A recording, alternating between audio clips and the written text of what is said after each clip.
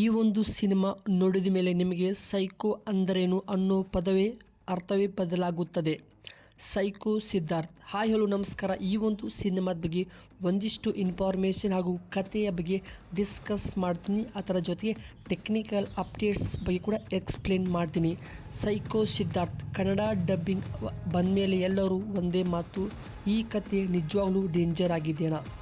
ಈ ಒಂದು ವಿಡಿಯೋದಲ್ಲಿ ಫುಲ್ ಕತೆ, ಸೈಕೋ ಮೈಂಡ್ಸೆಟ್ ಮತ್ತು ಕೊನೆಯ ಟ್ವಿಸ್ಟ್ ಎಕ್ಸ್ಪ್ಲೇನ್ ಮಾಡ್ತೀನಿ.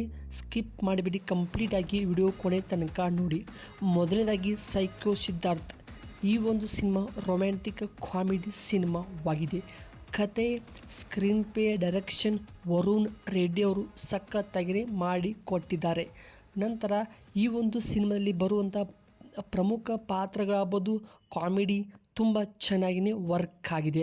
ರೊಮ್ಯಾಂಟಿಕ್ ಕೂಡ ತುಂಬ ಯೂನಿಕ್ ಆಗಿಯೇ ಹೊಸ ರೀತಿಯಲ್ಲಿ ಪ್ರೆಸೆಂಟ್ ಮಾಡಿದ್ದಾರೆ. ಪಾತ್ರಗಳು ರಲಿ, ಯಾಮಿನಿ, ಭಾಸ್ಕರ್, ನರಸಿಂಹ ಎಸ್ ಅವರು ಪ್ರಮುಖ ಪಾತ್ರದಲ್ಲಿ ಕಾಣಿಸಿಕೊಂಡಿದ್ದಾರೆ. ಹಾಗೆಯೇ ಪ್ರಮುಖ ನಿರ್ಮಾಪಕರು ರಾಣಾ ದುಗ್ ಬಾಟಿ, ಶ್ರೀ ನಂದು ಅವರು ಮಾಡಿದ್ದಾರೆ. ಹಾಗೆ ಈ ಒಂದು ಸಿನಿಮಾದಲ್ಲಿ ಕಾಣಿಸಿಕೊಳ್ಳುವಂಥ ಪಾತ್ರಗಳಿಗೆ ಕೊಟ್ಟಂಥ ಪ್ಲೇಸ್ಮೆಂಟ್, ಕೊಟ್ಟಂಥ ಡ್ಯೂರೇಷನ್, ಪ್ರತಿ ಒಂದೊಂದು ಪಾತ್ರಗಳಿಗೆ ಲಾಸ್ಟಲ್ಲಿ ಎಲ್ಲಕ್ಕೂ ಕೂಡ ಒಂದು ಒಳ್ಳೆ ಕ್ಲೈಮ್ಯಾಕ್ಸ್ ಕೂಡ ಕೊಟ್ಟಿದ್ದಾರೆ. ರೊಮ್ಯಾಂಟಿಕ್ ಆಗಿದೆ, ತುಂಬ ಚೆನ್ನಾಗಿ ಕತೆ ಕೂಡ ಹೋಗುತ್ತೆ. ಫುಲ್ ಒಂದು ಎಂಟರ್ಟೈನ್ಮೆಂಟ್ ಪ್ಯಾಕೇಜಿಂಗ್ ಸಿನಿಮಾವಾಗಿದೆ. ಸೈಕೋ ಅಂದರೆ ಒಂದು ಕ್ರೈಮ್, ಒಂದು ಥ್ರಿಲ್ಲರ್ ಸಿನಿಮಾದಲ್ಲಿ ತುಂಬ ಸಲ ತೋರಿಸಿದ್ದಾರೆ.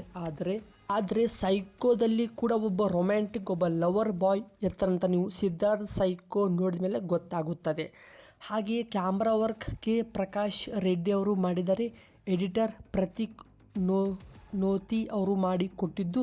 ಸಾಂಗ್ಸ್ ಸನ್ಮರಣ ಸಾಯಿ ಅವರು ಸಾಂಗ್ಸಲ್ಲಿ ಕಂಪೋಸಿಂಗ್ ಮಾಡಿ ನೀಡಿದ್ದಾರೆ.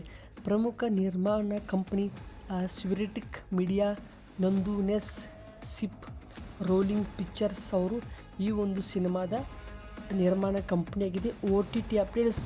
ಆಹಾ ಎಂಬ ಒಂದು OTT ಆ್ಯಪಲ್ಲಿ ಈ ಸಿನಿಮಾ ಕನ್ನಡ ಡಬ್ಬಿಂಗಲ್ಲಿ ಕೂಡ ಬಂದಿದೆ. ನಂತರ ಫೆಬ್ರವರಿ 4ಕ್ಕೆ ಈ ಸಿನಿಮಾ OTTಲಿ ಬಂದು ಒಂದು ಒಳ್ಳೆ ರೆಕಾರ್ಡ್ ಕ್ರಿಯೇಟ್ ಮಾಡಿದೆ.